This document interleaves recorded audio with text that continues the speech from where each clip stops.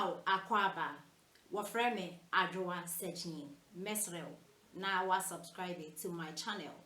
Near notification bell no so for more news. Abusia for Richard DK Fayeni. Me say, me be kanya me bia che Kwaku Manu wanya fast wansua nyansa enka bra ukoye Ajako interview no e wan nesen ka disua nyansa because Ajako abedi MPP achi odaso ye na dwuma o wonani monyam like mensa edaso ye na e wonani monyam eye kodwampon e wonani monyam lumba wonani monyam dumelo ekwadwan NDC watonsum Mr Beautiful atonsum opi obedi NDC achi bia because eye enome party National Destroyer Congress omono NDC enunti wansua nyansan fliwem na Kwaku Manu wantimi and define the 24 hours economy wo de have the credit score and credit card and wantimi nka Kwaku di wule mu ate wo de ani mole ni jimi na NDC for de obeye wansua nyansan wadi Captain Smart yachi wono no ya fa na jata woni motom hyehye se de akura wu ahye mboso mensia oni Kwaku Manu mienu mo de mo mese mi gyina mo so pa ne akwa a wechira sa media house ayene dia normally ye fa nipa omote so omo kasa no na yenim omo even producers omo ye adwuma behind the scenes no omo anim omo bia ote ne din once a while be say presenters ni acknowledge omo producer but the onim no ye de ote afidie no so enti omo ye adwuma ho no mo kra no nyomo nyina no mo ehu omo how much the words are becoming too much omo stations no on say your mrante bi wa manoni abi omo no mugu amanoni no mu di atem bi di penny bi atem fine well people have just written them off social media ne dey but why would take kurma ya referring to people of repute bra ma bono umobi just for the fact say you be a microphone amounting kasano ya tenye and you have people in authority within parties na almost support to omo and odi atem wi ane wire mano hey akwa say chinchirinchina MPP say ye be break 8 chinchirinchina NDC so say ye ba power so yes it's yengu mo break you 8 now we so say chinchirinchina ono so e ba power no the employers any Ghana for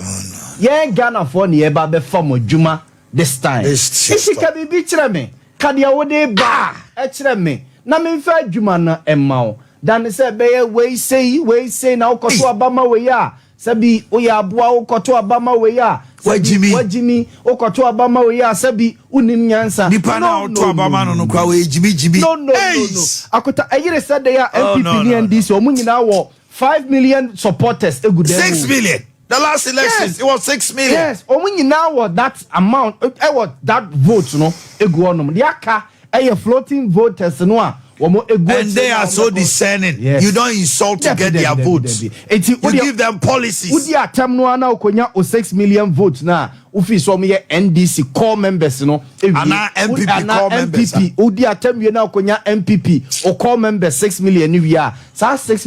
million no e ma win elections unya additional ebi about 1 million bi unya additional 2 million bi no a egum finfi honom no a o me floating voters na omonya members of various parties no who here ono so no yes omo so na ye the elite class ne ono no kodi atem kire na on few kura obema ade no kura ye na hia ye na bufu it's becoming too much atna anoya ne ya do too much anoya don't say the issue is politicians and I so you say the hawks na omo di atem no omo ye yi ka ye there and it is not our business mom no obetima kire wadwene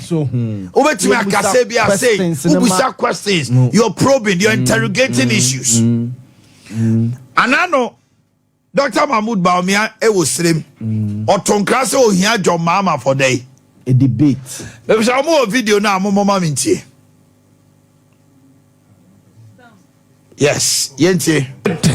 to a date with John Menshia ya tuaba sa first by Nebumbako. In the choices are delegates for no ebi tuaba nyade enyene inti ama experience yade e wo hono na media de meka ne se obia obontoa say into abamano eye kwesiada enhwe say kasafi anase bia kasabubro bia anyeden empimfi na no nyeden emba no correct because obi anim say abato de eye tefra ase we mutua ezo de odaya inti say oma kasafi bi epiefi wanu ba na se unua ekoko wania ebasa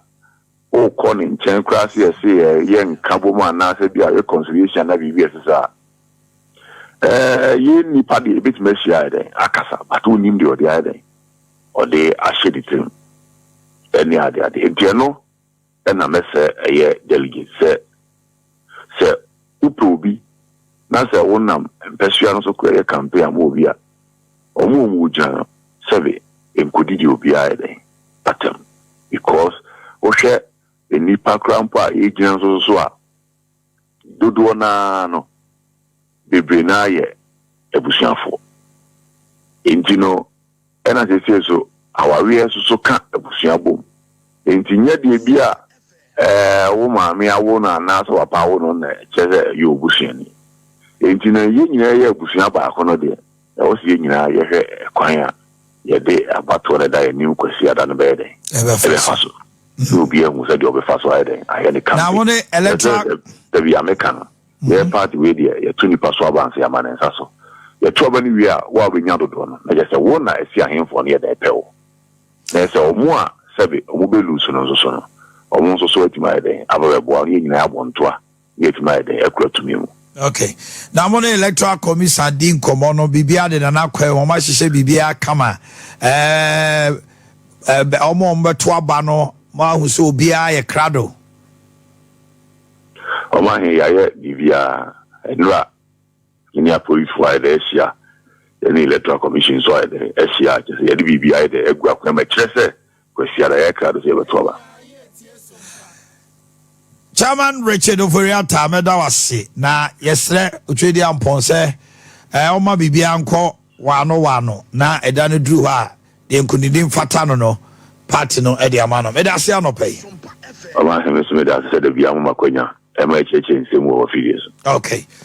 The Richard Oforiata Jimmy okoto abama we asabi unim nyansa nipa na oto abama no kwa we jibi no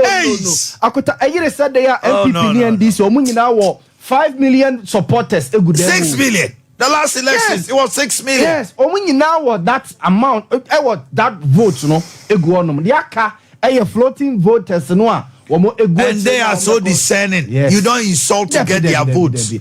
give them policies. Udi atam no ana okonya 6 million votes na ufi so me NDC core members no ana MPP core members. Udi atam we na okonya MPP o core members 6 million ni we are. Sa 6 million no e ma we ni elections. Unya additional ebi abe 1 million bi. Unya additional 2 million bi no a egum fifi honom no a omo floating voters na omonya members of various parties no who here